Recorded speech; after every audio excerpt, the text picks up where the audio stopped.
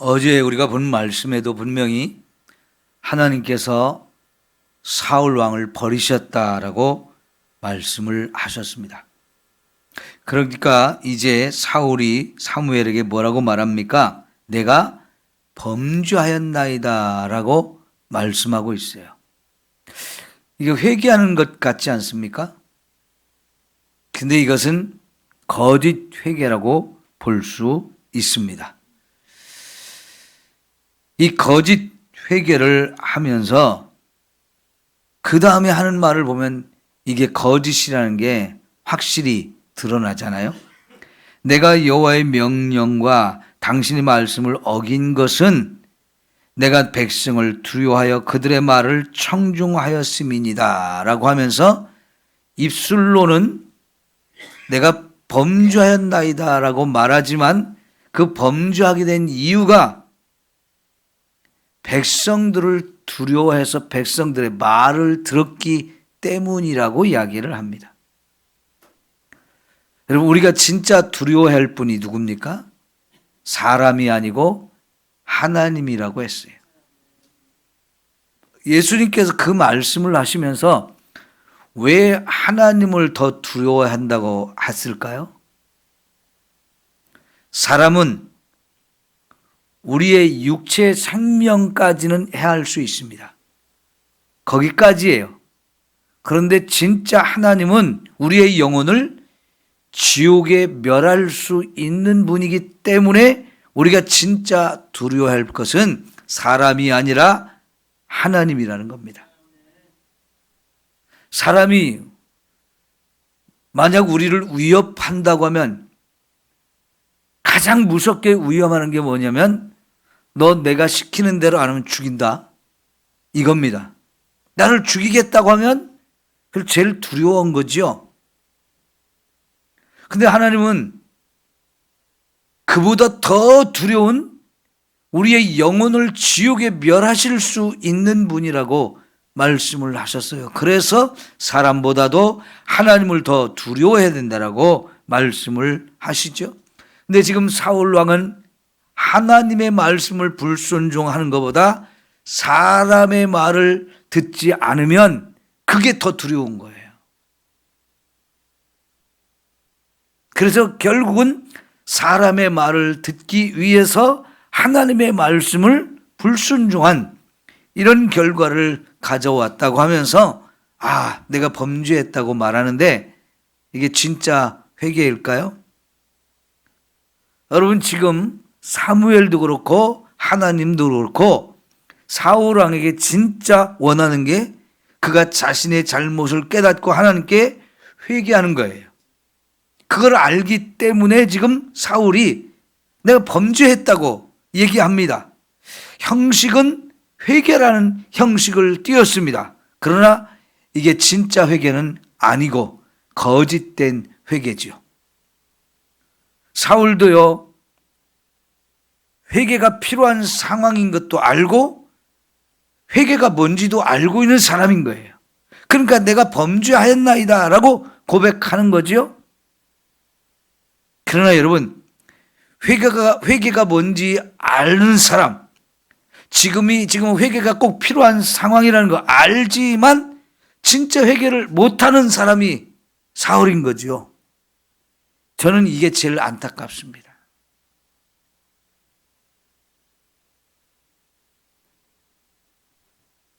시편 49편에 모세가 고백한 말씀 중에 사람이 깨닫지 못하면 멸망할 짐승과 같다 그런 말씀하셨잖아요. 깨닫지 못하면 개, 돼지하고 다를 게 없다는 얘기예요. 개, 돼지는 자신이 잘못한 걸 깨닫지 못하기 때문에 회개할 수가 없는 존재. 그래서 결국은 멸망을 당할 수밖에 없는 존재입니다. 깨닫는다는 것, 내가 죄인이라는 걸 깨달을 때 진짜 회개할 수 있는데 내가 죄인이라는 걸 깨닫지도 못하고 인정도 안 하고 그러면 회개할 수가 없고 회개하지 않으면 결국은 멸망을 당할 수밖에 없는 거지요. 그 다음에 25절을 보십시오. 청하오니 지금 내 죄를 사하시고 나와 함께 돌아가서 나로 하여금 여호와께 경배하게 하소서. 지금 사울이 원하는 것은요, 사무엘과 함께 길갈에 가서 하나님께 제사를 드리는 거예요. 그러면 왜 사울은 이 길갈에 가서 예배를, 제사를 드리려고 하는 걸까요? 진짜 하나님 앞에 제사를 드리고 싶어서, 그 제사 드리는 게 너무 좋아서 하나님께 영광을 돌리려고 이렇게 제사를 드리러 가는 게 아닙니다. 여러분, 30절을 보면 이 사울 왕이 왜 길갈에 가서 하나님께 제사를 드리려고 하는지 확실하게 나와요. 30절 볼까요? 사울이 이르되 내가 범죄하였을지라도 이제 청하옵나니 내 백성의 장로들 앞과 이스라엘 앞에서 나를 높이사 나와 함께 돌아가서 내가 당신 하나님 여호와께 경배하게 하소서 그랬어요. 그가 하나님께 지금 제사를 드리며 경배하고자 하는 이유와 목적이 정확하게 나와 있는데, 이스라엘 백성의 장로들과 백성들 앞에서 나를 높여달라는 거예요. 사무엘이 함께 가서 이렇게 하나님께 제사를 드리면 사무엘도 나를 인정해 주는 것 같고, 하나님께 내가 정말 예배를 드리는 사람이기 때문에 백성들이 나를 인정하고 높여줄 것 같은 이 마음, 결국은 지금 이 자기 왕의 이 자리, 이걸 계속 유지하고 싶은 거예요. 그것을 위해서 지금 사무엘과 함께 가서 길갈에 가서 하나님께 제사를 드리고 싶은 거지요. 내가 범죄하였나이다 하는 것도 다 거짓말이고, 범죄했을지라도 나와 좀 함께 가서 제사를 드려달라는 거지요. 여러분, 이 길갈이라고 하는 것에서 제사 드리는 게 믹마스 전투가 되기 시작될 때 사무엘이 기다리라고 그랬잖아요. 길갈에 가서 하나님께 제사를 드리고 가야 되니까 내가 갈 때까지, 거기서 제사를 내가 가서 집전하기까지 기다리라고 그랬어요. 근데 사울이 길갈에서 지금 사무엘을 기다리다 사무엘이 늦어지니까 어떻게 했습니까? 제사는 제사장이 집전을 했는데 왕인 사무엘이 내가 해도 되겠다 해가지고 자기가 했잖아요. 그러니까 지금 제사 드리는 거 자기가 했다가 월권을 해가지고 혼났어요. 그게 큰 죄라는 거, 그때 책망을 받았어요. 그러니까 지금 다시 길갈에 가서, 전쟁이 끝나고 승리했기 때문에 길갈에 가서 다시 또 제사를 드리고 싶은데 이제는 자기가 할 수 없잖아요. 반드시 사무엘이 가서 사무엘이 함께 이 제사를 드려줘야 되는데 나 혼자 갖고는 이 제사를 드릴 수가 없는 상황이니까 사무엘을 꼭 모시고 가고 싶은 거예요. 사무엘이 하나님이 왕을 버렸으니까 나는 이제 당신과 함께 가지 않겠습니다 라고 돌아서서 이제 사무엘이 자기 집으로 가려고 하니까 사울이 너무 절박해가지고 사무엘이 옷을 쫙 잡잖아요. 근데 너무 세게 잡아다니니까 결국은 사무엘이 옷이 쫙 찢어졌다고 그랬어요. 그러니까 또 사무엘이 자기 옷이 찢어진 것처럼 이제 이 왕권, 사울이 쥐고 있는 이 왕권을 하나님이 거둬서 더 나은 이웃에게 이 왕권을 주겠다고 하면서 돌아섰잖아요. 지금 사울은요, 어쨌든 이 사무엘을 붙들고 늘어져서, 그리고 그와 함께 길갈에 가서 백성들이 보는 앞에서 보기 좋게 하나님께 제사를 드려야 이 백성들도 나를 인정하고 백성의 장로들도 나를 왕으로 인정할 것 같으니까요, 지금 계속 붙들고 늘어지는 거지요. 여러분, 하나님이 사울 왕을 버리셨어요. 그래서 그 왕권도 이제 다른 사람한테 주겠다라고 하셨어요. 이게 하나님의 계획이고 결정입니다. 그렇지만 사울은 그 뜻을 전혀 이해를 못한 건지 아니면 이해를 했으니까 더 두려운 건지 모르겠습니다만은 자기가 어쨌든 이 왕권을 유지하고 싶은 거예요. 여러분, 하나님이 사울 왕을 버렸고 이 왕권을 다른 사람에게 주기로 결정을 했는데 내가 아무리 이 왕권을 붙들고 유지하려고 그렇게 몸부림친다고 해서 이게 될 건가요? 심지어는 하나님께 제사 드리는 것, 그리고 제사장, 이 모든 것들을 내 왕권을 유지하는 도구로 삼으려고 하는 거죠. 이 얼마나 가증스럽고 얼마나 어리석은 모습입니까? 처절하게 느껴지죠? 찌질하게 느껴지고. 여러분, 믿음을 버리면 이렇게 되어지는 거죠. 믿음을 버리면 하나님도 내 마음대로 이용하려고 하고요. 제사 드리고 예배 드리는 것도 그것도 다 나의 유익을 위해서 내가 원하는 것을 얻기 위해서 이용하려고 하는 거지요. 여러분, 하나님을 내 마음대로 쥐고 흔들 수 있나요? 예배와 기도가 나를 위해서 뭔가 이렇게 자꾸 이용하는 그런 도구가 될 수 있나요? 믿음을 잃어버린 사람은 이렇게 되어지는 거지요. 내가 영광을 백성들 앞에서 얻어야 이 백성들이 나를 인정할 것 같으니까 내가 영광을 취하려고 하는 거예요. 사람들한테 그럴듯하게 보여줘가지고 사람들을 속이고 내가 믿음이 있는 사람인 것처럼 사무엘이 나를 인정해주는 사람인 것처럼 하나님도 나의 예배를 받아주시고 내가 그 하나님 앞에 좀 멋있게 서 있는 것처럼 위장하고 싶은 이런 마음들이 너무나 강하게 사울의 마음을 사로잡고 있는 거지. 여러분, 조금이라도 우리가 하나님 앞에 잘못된 생각을 품고 있으면 이것을 다 깨트려야 됩니다. 그런 것들이 내 마음을 확 채우지 못하도록.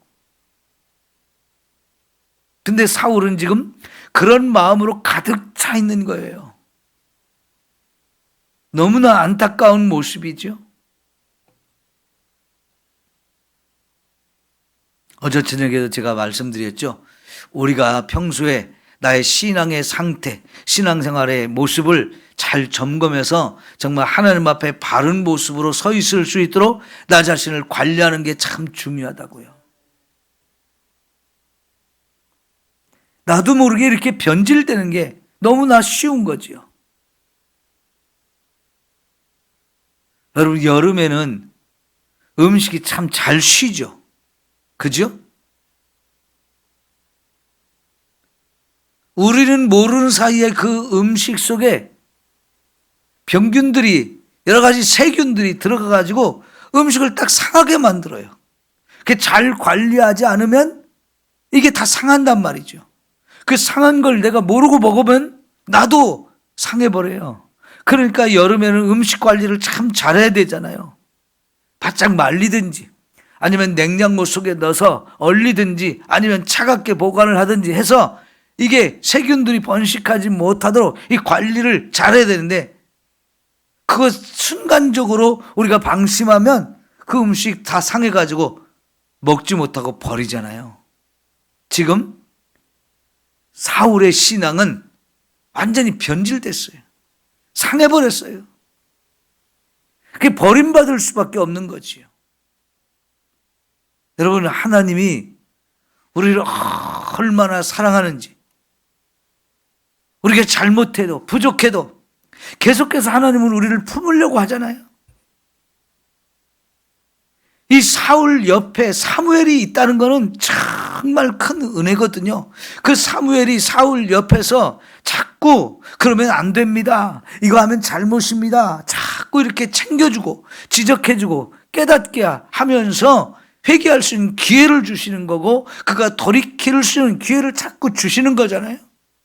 근데 이런 기회를 깨닫지 못하고 오히려 나를 귀찮게 하는 사람, 나를 못된 사람이라고 평가하는 사람, 듣기도 싫고 없었으면 좋겠고 나 좀 내버렸으면 좋겠고, 저 사람이 자꾸 나를 귀찮게 만드는 사람, 나를 힘들게 만드는 사람으로 생각하면서 오히려 멀리하려고 하잖아요. 그러면서 그를 더 이용해가지고 자기가 좀 괜찮은 사람처럼 보이도록 위장하려고 하는 이 어리석음이 참 사울의 지금 현재 상태 모습이잖아요. 하나님이 주신 기회들을 다 그게 기회가 아니고 나를 힘들게 하는 거라고 생각하면서 자꾸 거부하고 그걸 그냥 배척하는 거지요. 그러면 방법이 없습니다. 방법이 없는 거예요. 결국은 사무엘이 사울과 함께 길갈에 가고 거기서 함께 제사를 드립니다. 여러분, 만약 여기 사무엘이 나 모르겠다고, 당신 알아서 하라고 그러면서 떠나갔으면 아마 그 다음 단계는 뭐였을까요? 사울이 사무엘을 죽이고 말았을 거예요.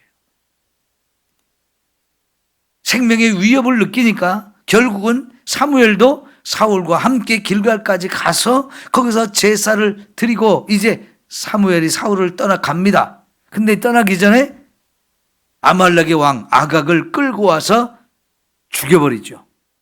그리고 갑니다. 자, 그런데 여러분 34절을 볼까요? 이에 사무엘은 라마로 가고 사울은 사울 기브와 자기의 집으로 올라가니라 그랬어요. 여기 라마와 기브와, 라마는 사무엘의 집이고 기브와는 사울의 집입니다. 그런데 여기 거리가 그렇게 멀지 않아요. 이스라엘은 가보면요, 이 사람들이 주로 어디에 사느냐? 산 등성이에서 삽니다. 그래서 마을이 제일 이렇게 먼저 생기는 곳이 산 등성이부터 이렇게 사람들이 모여 살기 시작해서 사람들이 점점 많아지면 산 밑으로 이렇게 집을 지어 나가요. 우리 같으면 산 밑에 주로 이렇게 집을 짓고 살잖아요. 그래서 살 곳이 없으면 산 위쪽으로 자꾸 올라가면서 집을 하나씩 짓잖아요. 근데 이스라엘은 그러지 않아요. 중동 그 이스라엘이나 됐든 뭐 시리아, 요르단 이런 데 거의 대부분 산 등성이부터 마을이 형성되어져요. 라마와 기브와는 이쪽 산 등성이, 저쪽 산 등성이, 거기에 마을이 각각 있어요. 기브와는 사울의 집이 있고 라마에는 사무엘의 집이 있는데 이쪽에서 저쪽이, 저쪽에서 이쪽이 서로 이렇게 보입니다. 가까워요. 그러면 여러분, 이제 35절에는 사무엘이 죽는 날까지 다시는 사울을 가서 보지 않았다고 얘기하는데, 자, 여러분, 지금 사울의 입장에서는 저 사무엘이 늘 어디로 움직이느냐, 누구를 만나러 가느냐, 이게 제일 이제 궁금할 수밖에 없어요. 왜요? 아까 말씀했잖아요. 28절에 사울이 가지고 있는 지금 이 왕권을 하나님이 왕보다 더 나은 이웃에게 주었다고. 그죠? 그러면 사무엘이 누구를 만나느냐, 이게 지금 사울한테는 제일 궁금한 거예요.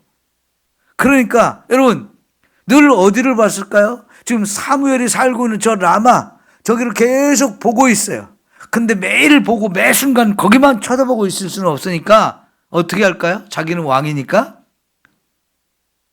정탐꾼을 붙여서라도 사울이 어디를 가는지, 누구를 만나는지 이걸 감시를 할 거 아니에요? 지금 이런 상태로 사울과 사무엘이 같이 살고 있는 거예요. 그래서 사무엘도 그런 사무엘일 걸 알기 때문에 어디 한번 움직이는 게 결코 쉽지 않아요. 이제 여러분, 이제 16장부터는 사울의 이야기가 나오지만 이건 사울의 이야기가 아니고 다윗이 드디어 등장합니다.